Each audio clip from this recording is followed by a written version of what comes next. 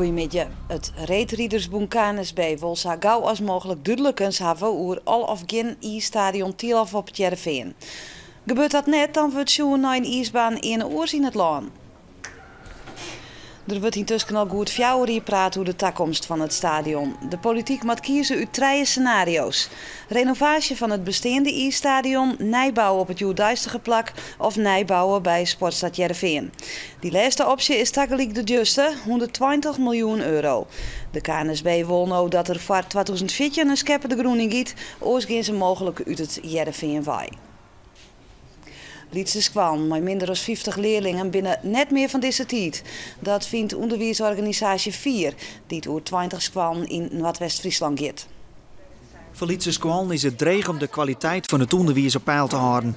Omdat ze minder budget krijgen, is het bijgelijks lastig een goede vervanger te vinden voor een zieke juf of master. Onderwijsgroep 4 trunt aan op gearworking van Lietse Squallen. Een Lietse Squallen alleenig als één Peter is net meer van deze tijd. Een Lietse Squallen in de context met oorensquallen in het spreidingsonbad kan prima functioneren. Als er grotere squallen in de buurt binnen om mee gear te werken, dan had een Lietse Squallen nog wel bestaansrecht, vindt Helder. Want ouders moeten kiezen kennen. In Vrouwbuurt liet 4 tak om hier op proef de Iepenbieren en de christelijke basis kwalificeren. De nieuwe squallen had dan in totaal 84 leerlingen. De Ljouwte rechtbank zocht niet in het wetsvoorstel om minimumstraffen voor criminelen in te vieren. Dat zei rechtbankpresident Van der Kolk van de Midje bij de installatie van 3 officieren van justitie. Rechters moeten vrijheid houden om eigen afwoegen vonnissen te wiezen, vindt de Ljouwte rechtbankpresident. De minister van Justitie wil likwijls veroordelen criminelen die het binnen 10 jaar werzwieren delicten plegen een langere celstraf aan. Daarom is de minister van doel minimumstraffen in te vieren. Dat stuit op groot verzet van het net alleen rechters, maar ook officieren van justitie en advocaten. John Stellinga van Serhuisterveen wordt de nieuwe burgemeester van Schiermonnikoog. De 53-jarige Stellinga is door de vertrouwenscommissie unaniem op het eerste plak in de vadracht zet. De nieuwe man van Schier is nu nog fractievoorzitter van de PvdA in Acht-Karspelen. In die gemeente wie eerder ik wethouder. John Stellinga zei dat er al sinds zijn studietijd leefhaver van het Waadeiland is. De rechtszaak in de vertochten van de gijzeling van een buschauffeur wordt aangehouden. 2 inwoners van Den Haag zouden in april de buschauffeur van Connection op een jouwer gijzelen.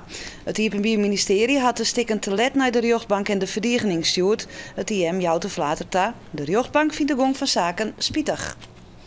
Verschillende dwarsbelangen uit Zuidwest-Friesland pleiten voor een troststart van het stoomtreinproject. Ze had de provincie daarover een brief gestuurd. De Friese stoomtreinmaatschappij vreeg deze week haar faillissement aan. Al met al is er meer dan 5 miljoen geïnvesteerd in het project dat een soort toeristen loeken moest. Nevens de dwarsbelangen komen nog meer toeristische projecten bij te staan, nu de stoomtrein net teruggaat. Omdat ze daarvan afhingen. Ze roepen de provincie dan ook op alles te zetten om het terug in te letten. Het onzog van Hielpen had een flinke metamorfose gekregen. Na 2 jaar bouwen is een rotte kiers rigoureus ompakt. De opknapbeurt van een verouderde wenwijk kostte miljoenen. 3 jaar lang de sloophammer in 42 vertutte hierwennings in de naoorlogse volkswijk Stadsweide in Hielpen. En dit is wat er van waarom kwam onder andere van die Somar. 54 hier een keer wennings. En in coöperatie Woon Friesland had de stadsvernijing van Hielpen van 15 miljoen euro uitvierd. Maar het oude stadsgezicht is voorbeeld. De onrin naar de metamorfose worden wat zien hier, maar de bewoners zijn tevreden met het resultaat. Prima, super deluxe. En de meeste Hielpers ook. Voor de midden wie de officiële oplevering van Stadsweide in Hielpen.